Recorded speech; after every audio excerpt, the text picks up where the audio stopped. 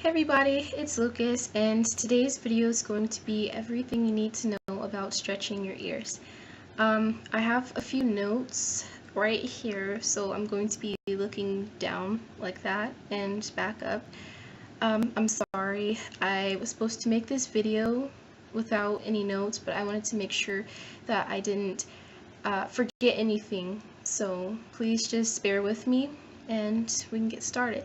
So before we do get started, I just want to let you guys know that ear stretching is a form of body modification. I know that some people don't like stretched ears or any type of modification, and some people do, and that's completely alright. Nobody's pressuring you. Hello, email. Nobody's pressuring you to get any type of modifications or anything, so that's completely fine if you like them, and if you don't like them, that's totally okay. So as you may have noticed, there's a glare in my glasses, but as you may have noticed, I have stretched ears myself. They are a 00, and I love these guys to death. They glow in the dark. Be jealous, I know. Okay, getting started. To properly stretch your ears, you should first determine what size you're currently at. So, like before you already stretch your ears, you have a normal piercing, is what I call them, a normal hole, and you should determine what size that is before you begin your whole stretching process. Oh, never skip sizes, ever. If your ears were pierced with a piercing gun, then they were probably pierced at a 20G or an 18G. So it should be just fine to start at a 16G. Your ears should be fully healed from piercing before you begin stretching them, sorry. So that means if you want to start stretching your ears and your ears aren't already pierced, go get them pierced and wait a while. I'm sorry, I'm tongue-tied today, can't talk. So just wait a little while before you begin your stretching process so you won't mess your ears up. But we'll get into that too. You should wait always at least 4 to 6 months from a fresh piercing, so there are no complications during the healing process. I'll put a gauge stretching chart in the description down there below, so feel free to check that out if you're not sure where to start or what the sizes are and stuff like that. Step 2, what you need. Okay. After you've determined what size you are at now, you can buy some jewelry in the next size up to start your stretching process. Okay, so there's like a wide range of body jewelry to choose from. What I would recommend using is tapers. It's what these are in my ears. It's what they look like. They look like little combs or whatever you'd like to call them.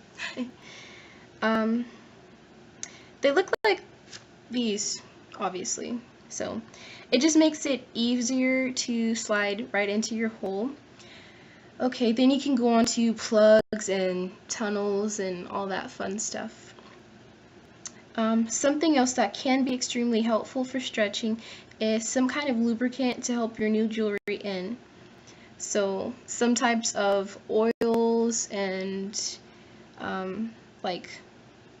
different types of oils, such as jojoba or emu oil. Any type of water-based lubricant would be fine too. You should avoid using oil-based lubricants such as petroleum jelly, also known as Vaseline. It can be used to help heal if anything goes wrong. So if you were to use the lubricant, I'll take them out. Oops, I dropped it. Okay, just forget it. But it would help to this is what my ear looks like. It's not very big, but it's a 00. So you would put your lubricant like a little bit on there, and then you'll put it a little bit on your ears. That's just what I do. Everyone has their own different way of stretching their ears. And you just carefully slide it in, just like that. So, moving on. Start stretching, number 3. Once you have your jewelry and other materials, you can begin the stretching process. One of the best times to stretch is right after a hot shower or bath or whatever, when your skin is most elastic and pliable. So you will begin by washing your hands always and sanitize your jewelry with alcohol. Massage some of your lubricant onto your ears and then, hello email, and then begin to push your taper, the small end first, that little part right there, end first, through your ear. Pay attention to how your ears feel. If you have any type of pain, discomfort, or strong resistance, stop immediately. You should never feel pain during a stretch. It's a sign that your ears aren't ready to move to the next size. But everyone's ears are different, as well as their pain tolerance. So, you may be expected to feel some light resistance and slight discomfort while stretching. That's definitely expected. It's not just gonna go whoop like that. So, but you should always listen to your body and never get impatient. So, you're going to push the taper through your ear until it's completely through and you're done. Repeat the process with your other ear. You may find that one of your ears is stretchier than the other, but don't risk hurting one ear because the other has already been stretched.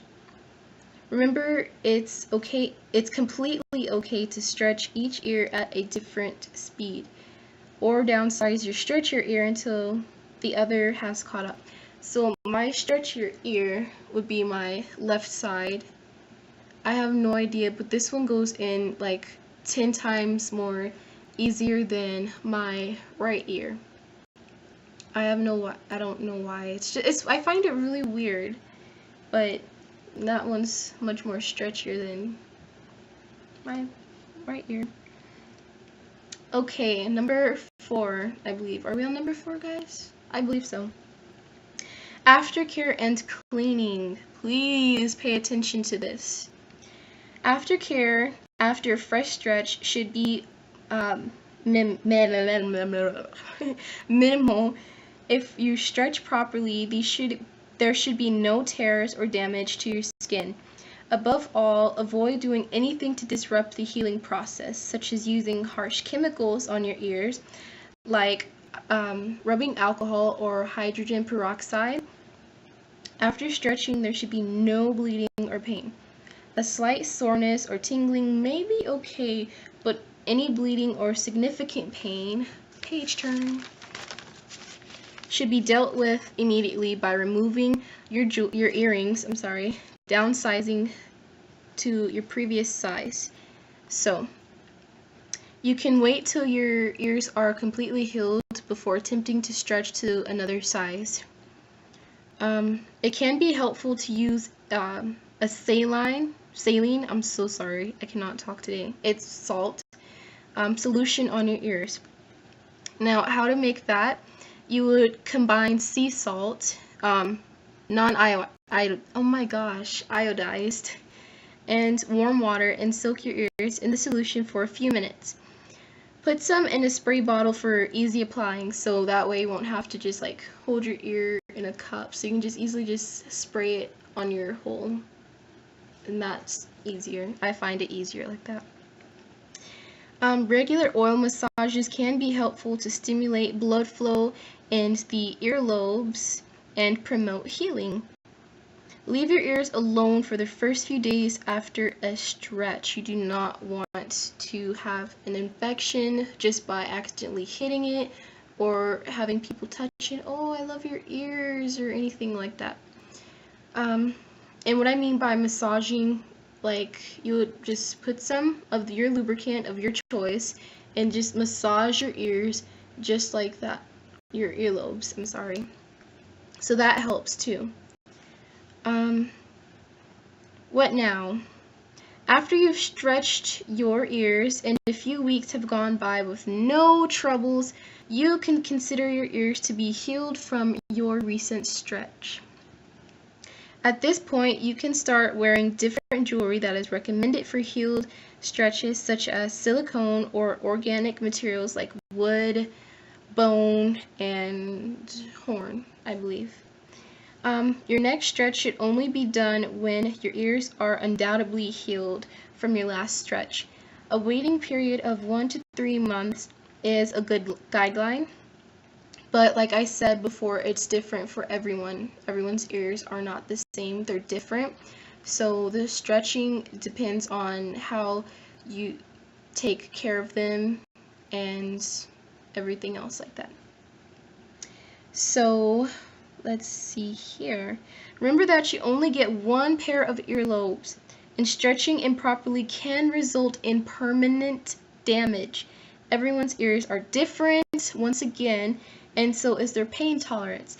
Stretching is an awesome and rewarding form of body modification, and it requires patience and respect for your body. So please stay safe and enjoy your journey. I know I have. I remember I had a blowout when I first started to stretch. My brother he accidentally pulled it down when I picked him up, so my ear was all infected and swollen and it was bleeding, so I had to take them out and I had to start over from my previous size. So I don't want to see that happen to anybody, so please be careful like I said. And I know you're not supposed to wear these as jewelry tapers, as some people say it's not good for your ears, but to me it doesn't really matter. The only reason that I'm wearing them is that I just recently started stretching, got these size, so that's the only reason I'm wearing those until my new jewelry comes in. So I hope you guys like this video. If you like it, you know what to do. Thumbs up. Don't forget to subscribe and become a misguided adventurer and join us for more adventures. Well, that's all for now. If you guys have any questions, please comment below and I will try to get back to you if I can. Okay, that's all for now. Bye!